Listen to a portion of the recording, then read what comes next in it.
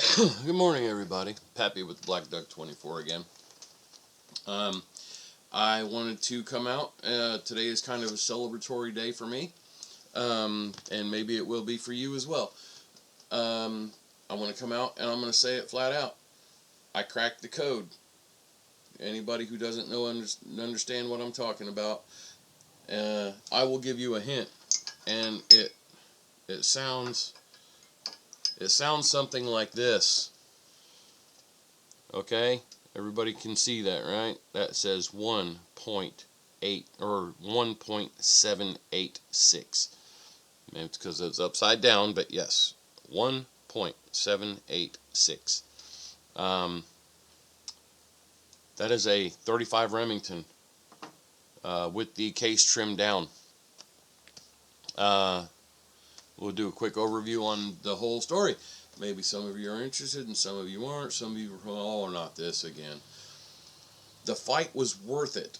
I tell you, the fight was worth it. Okay, so the DNR's website being wrong as it often is, and being misleading, I was told the case length had to be 1.88, no more. The factory case length for 35 Remington is 1.92, so that made it an illegal cartridge. And I've been trying to find out and ascertain as to whether I can trim the cartridges to the correct length and a legal length, and everybody was saying, I don't know.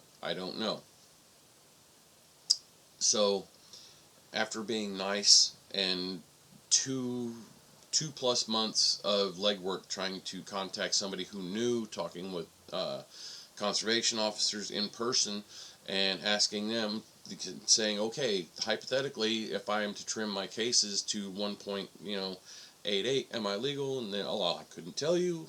I don't know. I couldn't give you an answer on that. And it got really frustrating because here are people that are in this job to be able to, they are the ones that are going to decide whether or not you get a ticket for using a legal or illegal cartridge. Confiscating your weapon, possibly facing jail time, having your hunting license removed. Even if they suspend your hunting license, if it happens during, say, firearm season, and I only hunt firearm season during deer season, okay? By the time that court date comes up, you've missed an entire season of deer hunting because somebody didn't know their job. And, you know, we pay good money for our deer tags. So who's to say, when I miss out because you don't know the law, and then, if things go through, like you go through court and they say, oh, well, that, no, he was right, me being right, then I've lost out on, well, for one, the possession of my firearm. I've got my name dragged through the mud for no reason. I've lost money on deer tags because they're not going to reimburse that, and I've got to wait a whole another year before I can go deer hunting. That doesn't seem right. So for them to actually for them to tell me that they don't know, that says a lot about how much faith I have in how the DNR is operated. I believe in what the DNR stands for as far as conservation and whatnot, but I think that's as far as they carry it. It's the legal part that you have to look into. So anyway, that being said, so I was told, when I made a phone call a few weeks ago, or a couple weeks ago, I was told that somebody would contact me with an answer. I hadn't received a phone call. I hadn't received an answer. The deer season is soon upon us, and I don't want to wait till the last minute to find out. So I called on Friday and spoke with a gentleman. I'm sorry I don't have your name, but whoever you are, if you see this, thank you for the legwork and getting things done. This really trips me out. This is the one thing that really trips me out about it. Okay, I had to get pissy on the phone with this guy, and in hindsight, I feel kind of bad because he didn't deserve it. But he said he understood my situation, so I did thank him and I apologized and whatnot. But he told me he said that he will look into that whole situation for me. And I got it kickstarted again. Um, so here at first I'm thinking, well, here we go again. He said, I'm going to look into this. He goes, I'm going to get off the phone. I am going to look into this. I will have an answer for you today. And I'm thinking, okay, here we go again. I'm not going to get a phone call. After he hung up, it was less than 5 minutes. He called me back and he informed me if I trim my cases to 1.80, it is a legal cartridge as long as the bullet diameter is 357 or greater, which I explained to him it was. And that says a lot, because before, I was like, when I spoke to everybody else previously in the past couple months, I was being told the case limit could not exceed 1.88. Okay, so there's a pretty big difference in 1.80 and 1.88. So we got that figured out. I did go and I set my case trimmer up. I am not going to go through that with, I could for content, but I don't see the reason for that. This is more like information passed on to the masses. But maybe I'll do a video on that. I don't know, because some of that stuff, I find it interesting, but everybody else may seem, oh, you know what, that's too tedious, and there's not really a whole lot. I mean, it's what it is. Okay, reloading is reloading. Beginners, if there's beginning reloaders out there, I still consider myself a beginner, but I've been doing it for a little over a year now. So I mean, the cartridge that I load, I know what I'm doing, and I can pass information about that. I'm always learning stuff. I like learning new stuff. But anyway, so that being said, all the 35 Remington is legal if you have your cases trimmed to 1.80, then and you have a bullet diameter of 357 or greater, which we are. Even though it is a tapered cartridge, okay, it is legal. Okay, I don't now I if I have the answer, I will give it to you, but I will say right now, there's other cartridges, I'm sure, that if you are capable of trimming them where you can seat the bullets safely, that you can probably get away with doing the same thing. But I would definitely call and check with the DNR. But as far as the 350 or the 35 Remington, specifically the 35 Remington, which is the one that I asked these people about, okay, you can trim your case. If you do reloads, you can trim your cases to 1.80, load your bullets, and you are legal. That is the definitive answer. And what I did was I actually trimmed mine to 1.786, giving myself a little wiggle room, because that way, if I fire a cartridge and the case happens to stretch in the chamber, which I don't think it should, because the chamber is matched to the shoulder of the bullet. So, but I wanted to make sure, just in case, that I had a little wiggle room, because if they go and measure a spent cartridge, oh, you're past your limit. Well, sorry, dude. I don't want to have any issues or anything like that. So that's where that stands. So yes, the 35 Remington is legal, provided your cases are trimmed to the legal length. Now I'm going to try to show this. Okay. Now the one on this side is trimmed. The one on this side is factory. Now, if you can tell, there's not a whole lot taken off of that. I mean, it's probably not quite an eighth of an inch, but it did take a little bit off of it.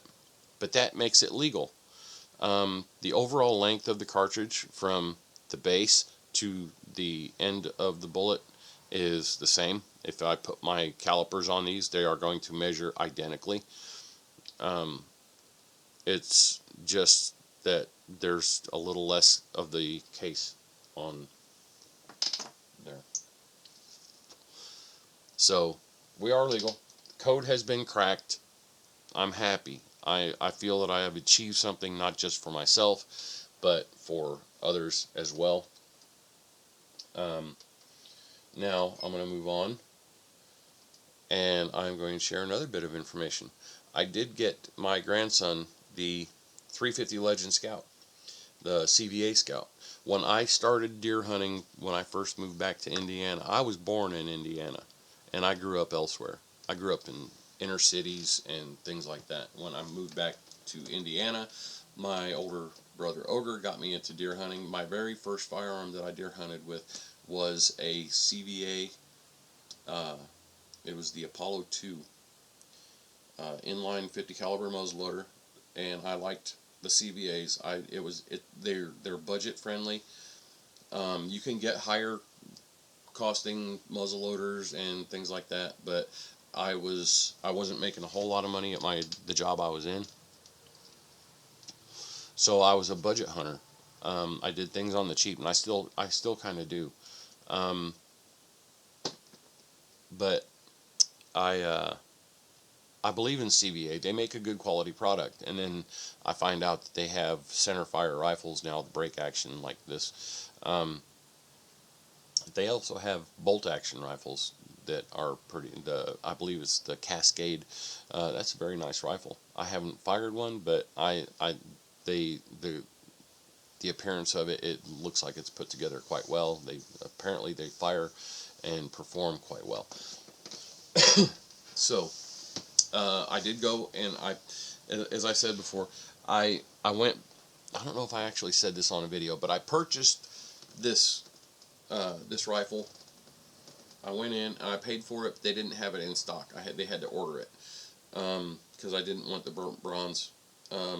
I got the black composite stock with they call it the blue barrel, but it looks like it's Cerakoted along the same lines as like what the same finish like Savage and Ruger and all. Most places are using the same type of coating on the barrels. It holds up a little bit better, I believe. But I did shoot video for an unboxing on this. Again, I'm having an issue with Mr. Laptop. It does not want to let me edit or do anything like that, and then it broke that video, so I can't take that video. It broke it up into like 7 or 8 different segments, and it's not like it wasn't very long, but since it did that, it's not allowing me to go and just like edit everything together and post it as one video. I'm not going to post a bunch of short videos and have people are lost, and I don't want to get them out of order or anything like that. So I in that video I unboxed it.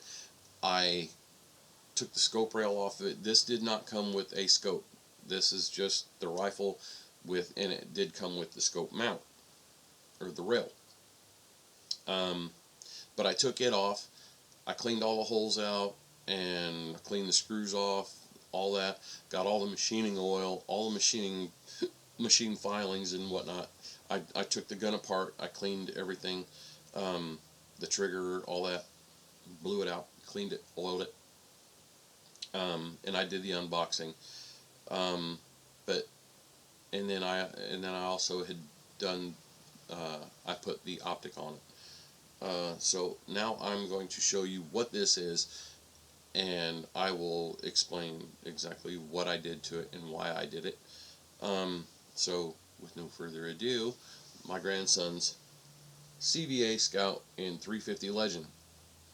Okay, and I will say this thing is I have shot it because I put the optic on it. I have sighted it in. The optic works really well, and I think it's going to work well for him. But this thing is a pleasure to shoot, even for me. The gun does have a nice heavy weight to it to absorb, and I think that's going to help in absorption of the recoil, which is good because with him being a younger, smaller stature hunter, Um, it's his first centerfire rifle. Um, I didn't I didn't want something that's going to abuse him. And I was thinking, well, worst case scenario, if I have to pull the butt plate off and add some weight inside the stock, then I can. But I don't think I'll need to, because this is I I haven't weighed it, but it does have a good weight to it. It's got a nice heavy barrel on it, which is going to absorb a good amount of that recoil, the felt recoil, um, and it's not as heavy as my AR in 350 Legend, but he shoots that, and I think maybe that kind of helped prepare him for the recoil of this. There's not a lot of recoil on the AR being semi-auto, but this does. I would say this right here is for a beginning shooter, or hunter, whatever. Um, I will endorse this anytime for a youth hunter. Um, CBA, a good product, um, and I don't know what else to say about it. As far as like praise and things like that. So that being said, the uh, the optic that I chose for this is a um, this is a Tacticon Predator V2. It is a red dot, green dot uh, sight, um, and you can change the brightness on it, and you can change what reticle. It has 4 different reticles in it that you can choose from. Um, but it's raised up a bit, uh, and so it's got every bit of an inch and a quarter off of the rail, and then you have the basically like a heads up kind of reticle in it. The reason I did that, and I've explained this to people before, my grandson is a right-handed shooter. He's right-handed, period. But when he shoots, he is left eye dominant.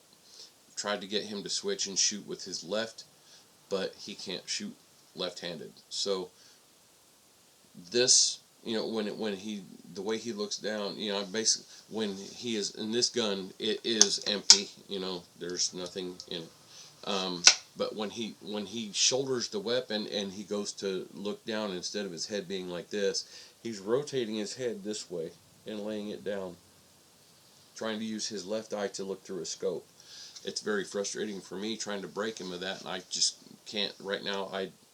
He's 11, so it's very hard to break an 11-year-old of a habit like that.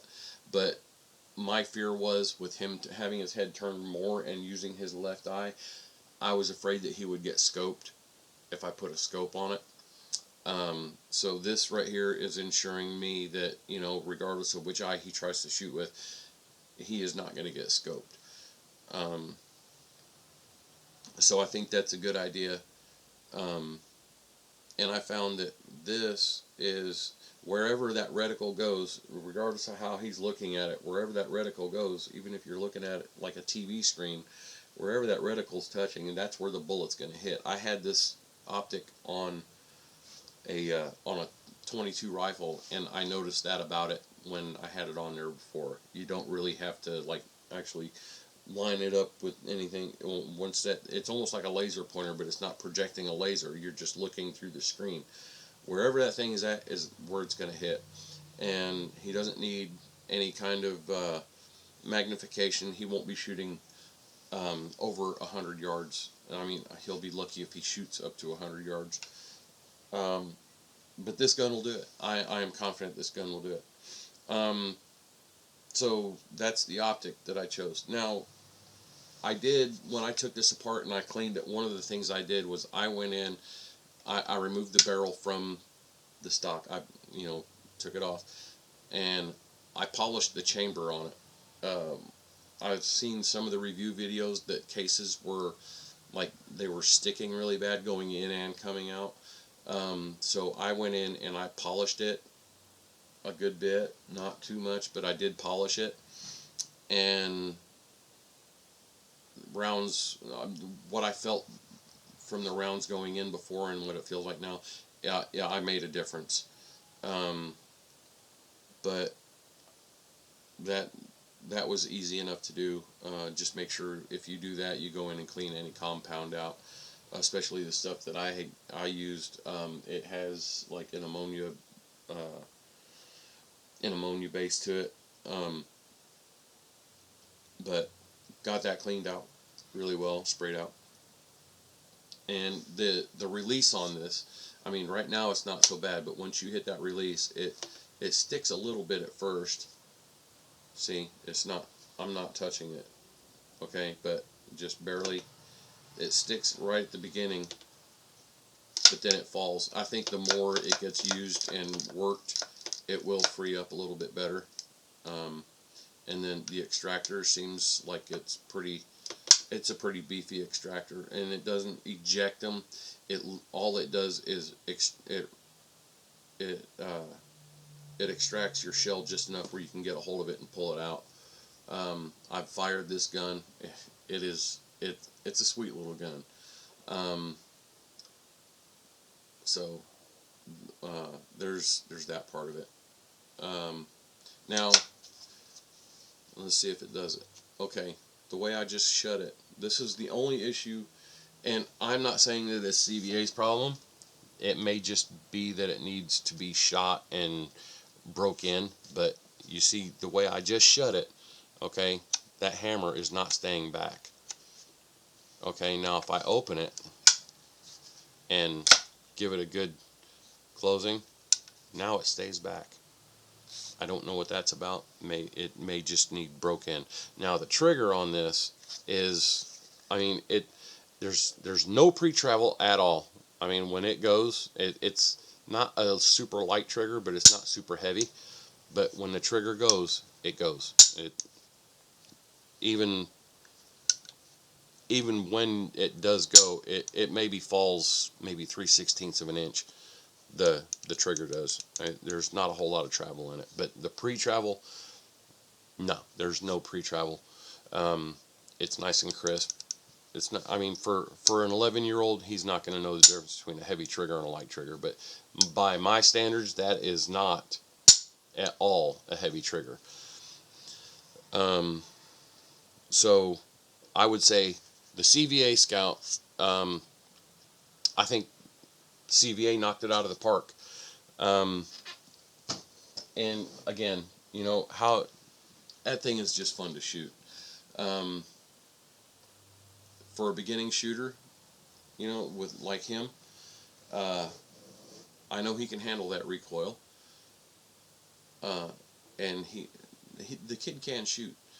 Um, it's not going to be too much for him. I'm not going to have to replace this gun, next year or the year after that. Even though a youth can shoot this, an adult can shoot it comfortably, and it's a compact. So if you're needing a compact gun that you're going to pack in somewhere, that's going to work really well. And again, the whole thing, it's like he can. I bought this and it was right around $327 retail. Um, he'll be able to use this thing for years and years. He's not going to outgrow it, because if he can shoot it and an adult can shoot it, then there's no reason he should outgrow it.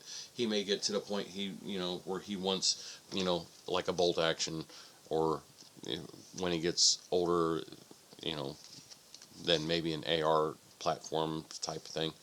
But that is like an amazing, that for a beginner, that's an amazing rifle. And I would say, yes, if you have the option to do so, go and get your kid or your grandkid or you know, your nephew or your niece. Yes, niece. Go, if they're starting off and they're wanting to show interest in hunting, go get them a 350 Legend CVA Scout, because it's just a great little firearm.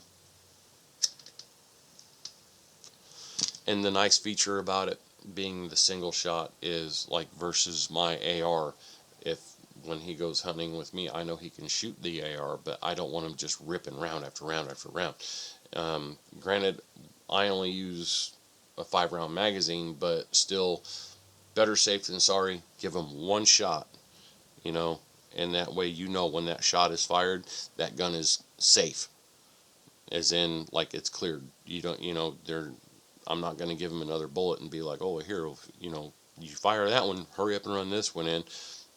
I don't want him to get into a rush or anything like that where there's live ammunition, like readily available. And if I'm not if for some reason I'm looking away doing something else, if I don't see him put that other round in there, then I don't know that gun, even though that there is no safety on this gun. The safety is the hammer has to be pulled back, and the trigger has to be pulled for the hammer uh,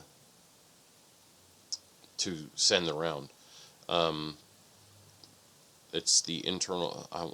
I forget what they call it, but if the hammer or if the trigger is not pulled back, it doesn't allow the hammer to hit the striker and the striker to fire the thing. So that to me is like a really good safety feature, knowing that there's only one round and um, he can't hurt himself or anybody else. Not that he would intentionally hurt somebody else with it. Uh, but yeah, it's everybody. You guys know what I mean. It's a good safety feature. One shot. That's it. You get it. Then he's going to be hunting, and I'm glad. I'm excited. I'm proud of him. He's moving up. Um, so all that good stuff being said, that's pretty much what my video is for today. Mostly I am excited because I cracked the code. Finally, the chalk one up for the little man, the middleman. You know what I'm saying? Because to get that kind of a win, it feels pretty good. But that's again, I didn't do it just for me. I did it for other people as well.